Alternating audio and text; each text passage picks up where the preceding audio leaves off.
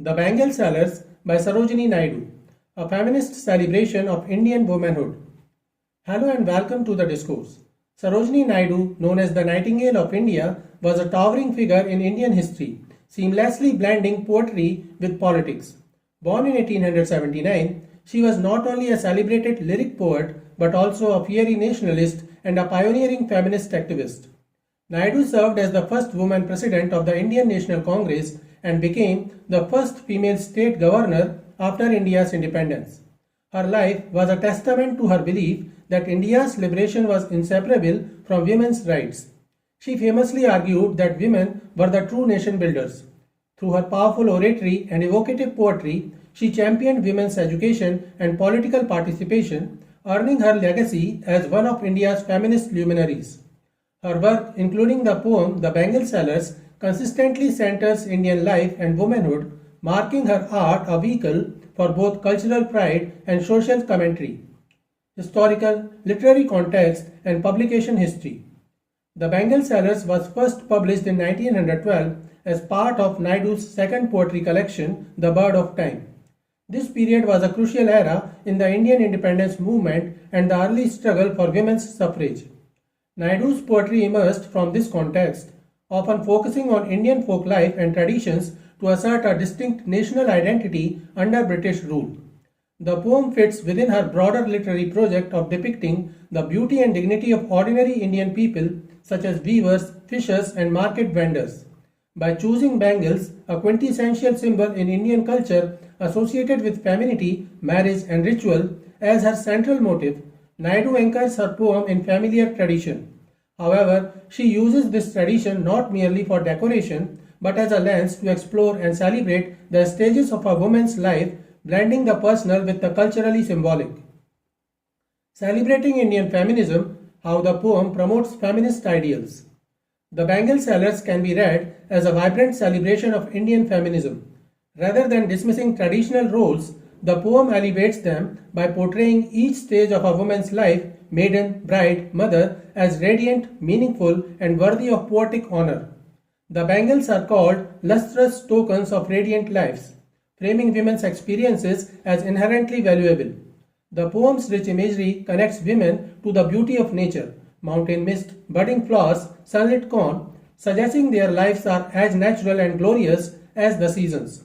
This celebration is an act of cultural feminism. It finds power and identity within the specific context of Indian womanhood. While some critics note the poem outlines a traditional patriarchal path for women, its tone is not one of restriction but of joyful affirmation. The poem highlights the strength, pride, and fruitful pride of a mother and homemaker, roles often marginalized. In Naidu's hands, these roles are presented as sources of dignity and maturity, with the middle-aged woman's bangles symbolizing the wisdom and victorious sustenance earned through her life's journey. Thus, the poem promotes feminist ideals by insisting on the visibility, value, and inherent beauty of women's lived experiences within their cultural framework. Structure of the poem.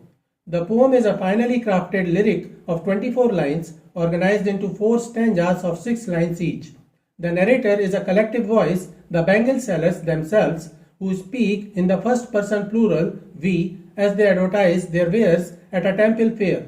This choice immediately immerses the reader in the scene of communal and economic activity.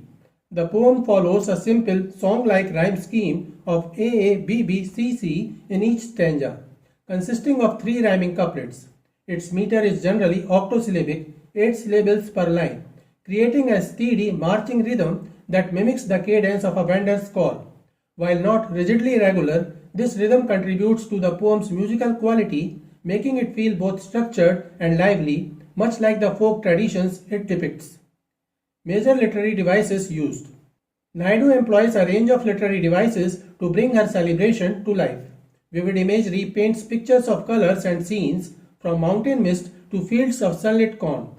Simile is used extensively to draw beautiful comparisons, such as bangles flushed like the birds that dream. Deeper metaphor is at the poem's heart, as the bangles themselves become symbols for the stages and emotions of a woman's life.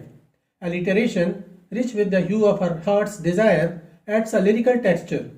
The poem opens with a rhetorical question, who will buy, to engage the reader, and uses anaphora in the final stanza with repeated and to emphasize the matriarch's accomplishments. Finally, symbolism is the central device, with every color and type of bangle representing a different phase and value in the continuum of womanhood. Summary and analysis. Stanza 1, lines 1 to 6. Bangle seller, are we who bear our shining loads to the temple fair? Who will buy this delicate bright, rainbow-tinted circle of lights? Lustrous tokens of radiant lines for happy daughters and happy wives. This opening stanza introduces the poem's speakers and their vibrant wares. The bangle sellers, speaking with a collective voice as we, announce their purpose to carry their shining loads to a temple fair, a place of both spiritual and community gathering. Their call, who will buy, functions as a rhetorical question that immediately engages the reader or listener as a potential customer.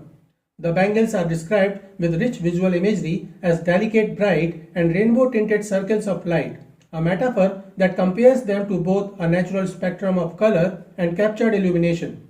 This imagery establishes the bangles as object of pure beauty. The stanza then deepens the bangles' significance by moving beyond their physical appearance.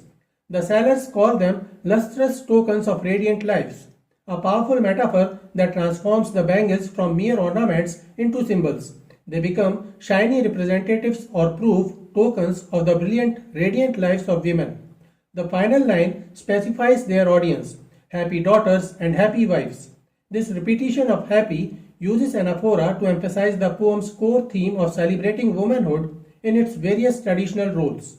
The bangles are thus framed not as simply jewelry but as essential tokens of joy and identity within the domestic and social spheres. Stanza 2, lines 7 to 12. Some are made for a maiden's wrist, silver and blue as the mountain mist. Some are flushed like the buds that dream on the tranquil brow of a woodland stream. Some are aglow with the bloom that cleaves to the limpid glory of newborn leaves.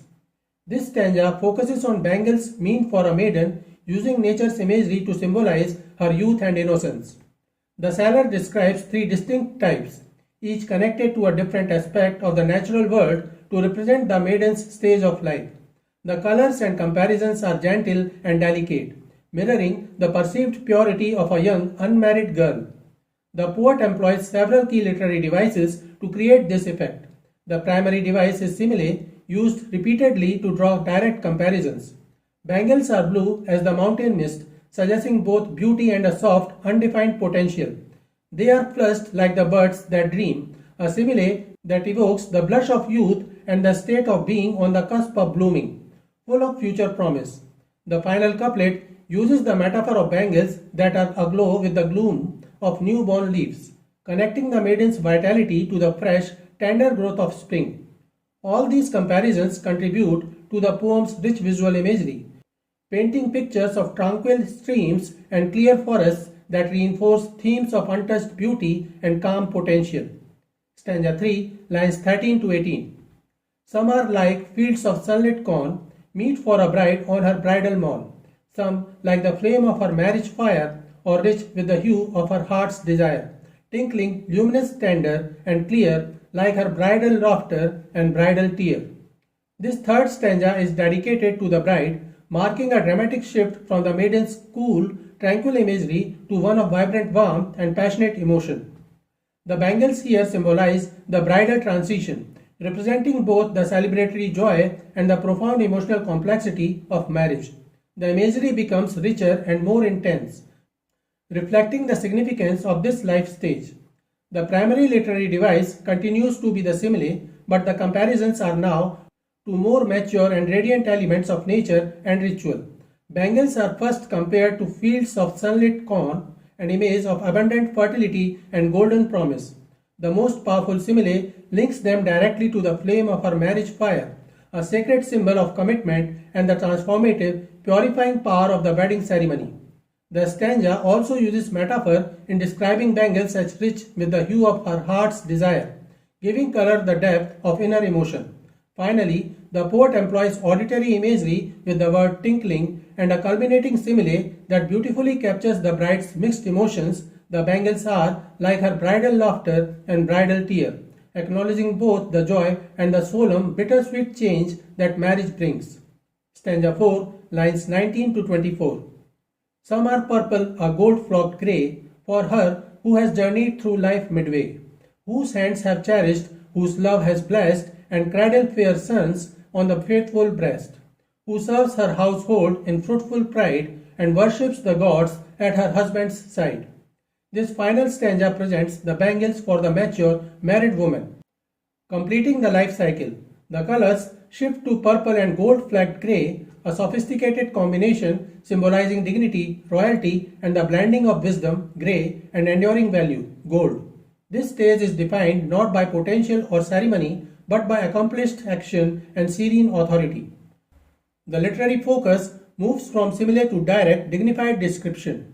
The poet uses parallel structure in the lines whose hands have cherished, whose love has blessed, to list the woman's nurturing achievements, building a rhythmic tribute to her life's work. The stanza employs visual imagery of domestic fulfillment, such as cradling sons and serving the household. A key oxymoron, fruitful pride, powerfully validates her role, transforming pride from a potential sin into a rightful earned reward for her labor. The concluding image of her worshipping at her husband's side uses symbolism to show her as an equal partner in spiritual and familial duty, culminating in a portrait of respected matriarchal strength. In conclusion, Sarojini Naidu's The Bangle Sellers stands as a masterful fusion of lyric poetry and cultural affirmation. Through the symbolic lexicon of bangles, Naidu, the firebrand feminist, does not reject tradition but reclaims it, presenting the stages of a woman's life as a radiant and dignified continuum. The poem's vibrant imagery, consistent rhyme, and thoughtful structure elevate the domestic sphere into a realm of profound beauty and strength. Ultimately, the work serves as a lasting testament to Naidu's belief in the power of Indian womanhood, celebrating its roles not as limitations but as lustrous tokens of radiant lives. It remains a powerful piece of literary craft that honors tradition while embedding within it a quiet, enduring assertion of female value and identity. So this is it for today. We will continue to discuss the history of Indian English literature. Please stay connected with the discourse. Thanks and regards.